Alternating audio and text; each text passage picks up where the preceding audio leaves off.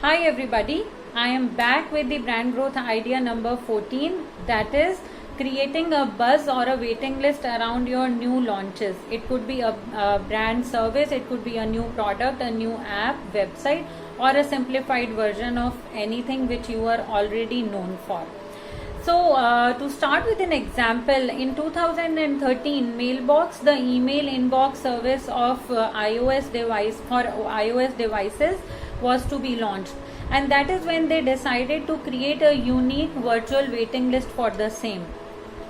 The buzz around that mailbox was so good that they had a waiting list of around 1.3 million users. As a result, the app went on to become the most downloaded free app in the App Store that day. That was the example which shows that the waiting list create curiosity, and it also works on the customer mindset when you start adding features to your teasers and give bite by bite information about your brand launches. Another example that comes from the year 2013 is Dropbox. When Dropbox was about to launch, it created so much of buzz around it that Dropbox had acquired a 13 employee startup for rupees 100 million in the first month of its launch. So that is the beauty of launch. Coming back to our current examples, the smartphone companies, they create so much of buzz around the e-commerce portals, around the PR campaigns that a new version is about to be launched, that people get excited about it. They start exploring information on the web portals, seeking what are the features, what are the advantages around that particular handphone set.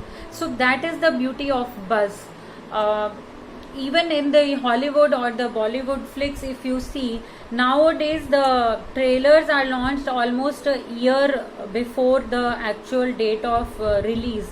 That is the kind of buzz they create, and they wait for the marketers wait for the customer interaction as well as the feedbacks on the social portals to understand what is the kind of buzz and what is the kind of curiosity the trailer is about to launch. So when you create a waiting list, when you run contests around it, when you ask people to wait something very much exciting, it certainly leads to a higher revenue in terms of the launches as well as the new launches of the existing brand. To give you an example, when I decided to launch this brand growth idea for my own venture, we decided to create email list building through organic shares, and we posted all around the social spaces that okay, we are going to start a list like this, and if you would like to subscribe to that list, kindly hit the button and subscribe. So the idea was to just create a buzz and see if people would be interested in something as simple as the growth ideas every week. And this was primarily a mailer campaign which later on turned into the videos because my friends and few clients suggested that video would be a better idea, and it is quick and I can hear them out anytime.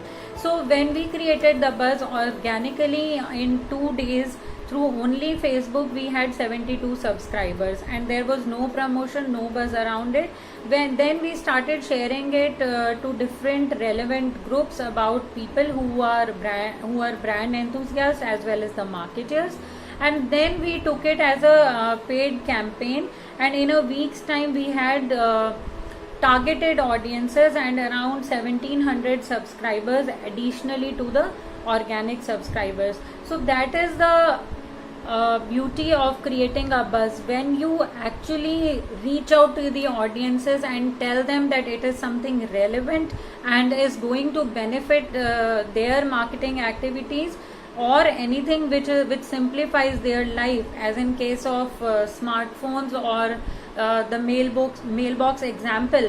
So people are looking for conveniences and solutions. So when you create the right kind of buzz and communicate the benefits clearly and simply in the simple words, they are going to subscribe to that, and it will eventually lead to brand growth. More next week. I'll be back. Take care, stay home, stay safe. Thank you.